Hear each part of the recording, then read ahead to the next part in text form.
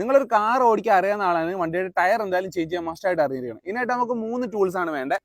1, 2, 3. അപ്പോൾ നമ്മൾ ആദ്യത്തെ സ്റ്റെപ്പ് എന്ന് പറഞ്ഞാൽ വണ്ടിയുടെ ഈ ഒരു വീൽ ക്യാപ്പ് ഉണ്ടെങ്കിൽ അത് ഊരുക എന്നുള്ളതാണ് ആദ്യത്തെ സ്റ്റെപ്പ്.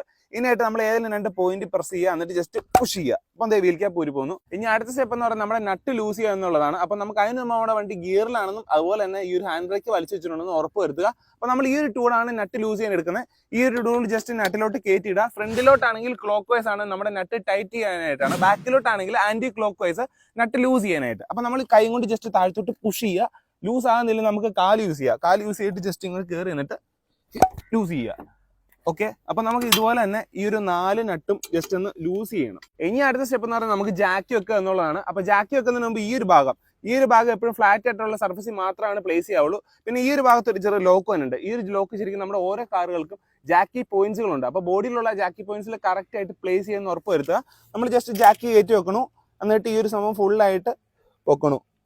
ടയർ നിലത്തുനിന്ന് ലിഫ്റ്റ് ആയെന്ന് ഉറപ്പ് വന്നു കഴിഞ്ഞാൽ ജാക്കി വെക്കുന്ന നിർത്തുക, നട്ട് ഊരിടുക, എന്നിട്ട് ടയർ ഊരിയെടുക്കുക. അടുത്ത ടയർ വീണ്ടും കയറ്റിയിടുക, നട്ട് ടൈറ്റ് ചെയ്യുക, ജാക്കി ലൂസ് ചെയ്യുക, ഊരിയെടുക്കുക. പിന്നെ നമുക്ക് ജസ്റ്റ് ഒന്ന് കയറി നിന്നിട്ട് ഒന്നുകൂടി ടൈറ്റ് ആയെന്ന് ഉറപ്പ് വരുത്തുക. അപ്പോൾ ടയർ മാറ്റി എത്ര ഉള്ളൂ. സോ സിമ്പിൾ ആണ്. See the next video. Right safe.